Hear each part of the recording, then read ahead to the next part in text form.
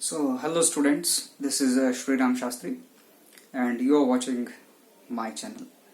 So, I once again welcome you all to another video, that is yesterday or day before yesterday. In the last video we had discussed about the first phylum in the animal kingdom called Porifera. Today we'd like to continue with the second phylum of animal kingdom. So the important points have been noted on the board. You can watch it, write it down, and if possible, if you have some questions or doubts regarding this particular topic, you can ask me in the following comments. Okay. So without wasting our time, we would like to start with the phylum Coelenterata or Cnidaria. Now this phylum Coelenterata or phylum Cnidaria, is particularly a phylum which starts with the tissue grade of organization. Here the tissues are formed inside the body, right? So without wasting much time, we will continue with the discussion of this. The word Coelenterata was coined because these animals were the first animals where they had a cavity which is actually gastrocele, but it's not a true coelom, it's not a body cavity. But previously the people who had identified this, they did not have an idea of a true body cavity and they termed it as Coelenterata. The word Coelenterata was coined by Leucart. So in the bracket I have written the name, so you can see Leucart was the person who coined this term called Coelenterata. Now recently it is named as also what you call as the Cnidaria. Why is it called as Cnidaria? Cnidoblast cells. Cnidoblast cells are those cells which are present inside these animals' body. They are also called as stinging cells or nematocysts or nematoblast cells. They usually release a kind of hypnotoxins or a kind of toxins which affect the nervous system, and these toxins help to capture the prey by these animals. Okay, because they are predators, they have to capture their prey, and to capture their prey they require a toxic substance in their cells, specifically in their tentacles. Okay, so coming to the next character here, the study of coelenterates or study of cnidarians is called as cnidology. If you talk about their habitat, I would like to very clearly say this here itself. The habitat what they have is marine. Most of them are marine. Very few of them are aquatic. Very few of them are freshwater. They are completely aquatic in nature. They live in water. Most of them they live in marine habitat. Few of them they live in freshwater. Right. So what kind of a distribution they have? How do they live? So they are solitary. Some of them are solitary. They live alone. Some of them are colonial. They live in colonies. Some of them are sedentary. Sedentary in the sense they are attached to a substratum with the help of a basal disc. They cannot move from one place to another place. Movement is not possible there. Okay, so movement is not seen, but few of them can be also free swimming forms. Okay, so that we'll talk. We will come across another word called as polymorphism. There we'll understand about this. Okay, so then coming to what kind of an organization do they have? They have a tissue grade of organization.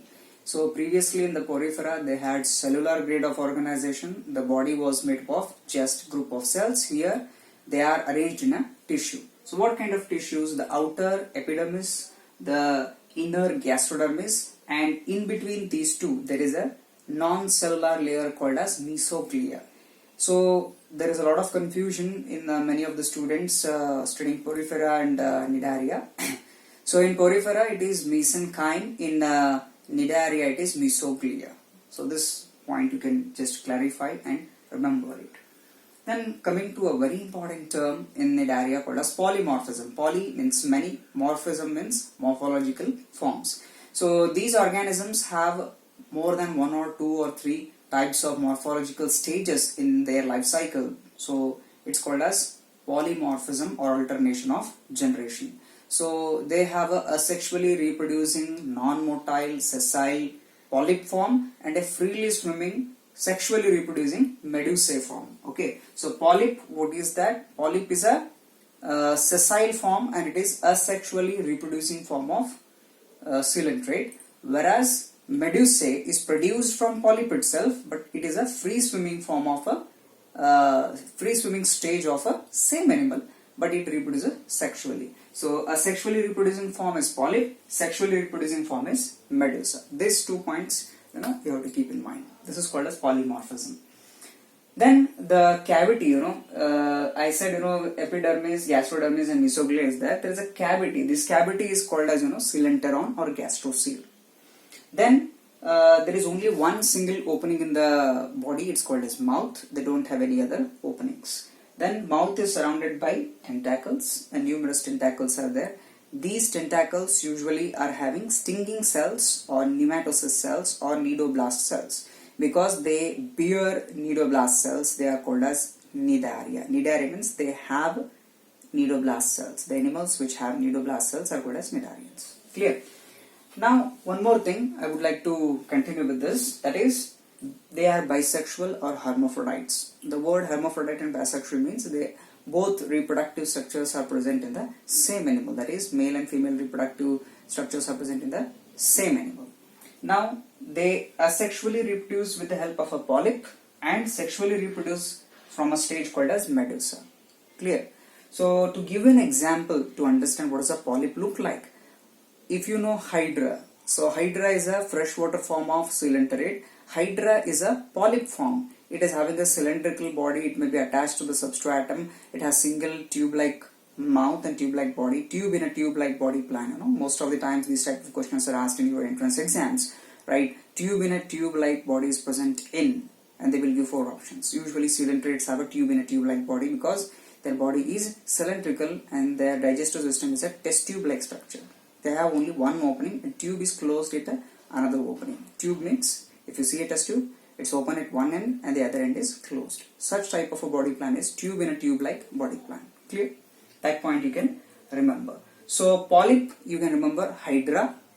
Jellyfishes. Jellyfishes generally are medusae form. They are umbrella-shaped or dome-shaped body with numerous tentacles and arms. So they are sexually reproducing form.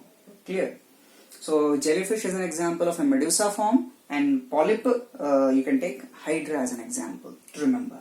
Then here fertilization is totally what you call as external.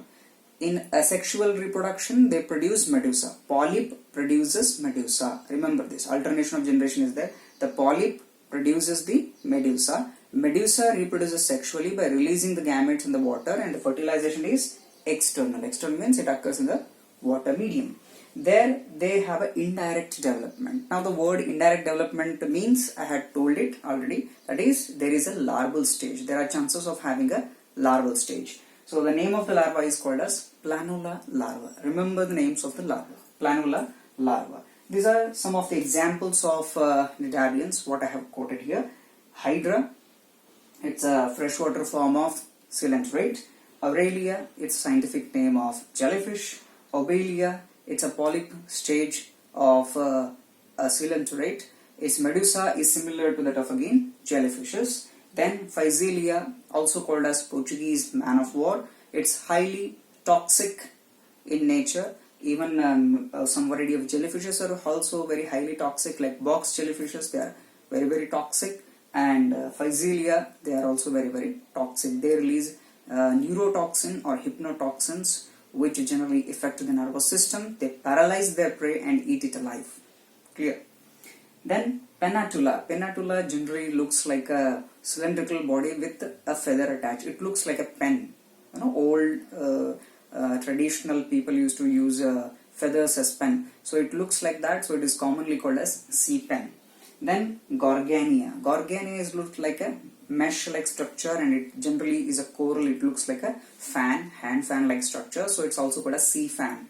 Okay, sea fan is Gorgania. Sea pen is Pennatula. Fungia. Fungia is a coral. Now corals are special types of micropolyps which live in colonies and form a huge cluster of salts, and they form the coral reefs. Okay, so fungia, its body somewhat looks like the dorsal side of a mushroom. So it's commonly called as mushroom coral. Common name is mushroom coral. Scientific name is fungia. Then the largest kind of coelenterates, which are actually multiple organisms living in a huge colony. It forms a separate ecosystem itself in the aquatic habitat called Great Barrier Reef. Okay, so the Great Barrier Reef measures around 1924 kilometers long. It's one of the largest biodiversity spot in aquatic habitat, probably visible from the space also. So it forms a major habitat for aquatic ecosystems. Clear? So these are some of the examples and some of the important points regarding Coelenterata. I hope it's clear to you people to understand these points and to remember these points. If you all have any other doubts regarding this topic, you can post the comments and I would like to clarify it. Thank you. We will meet up in another video with the continuation of next file. Thank you.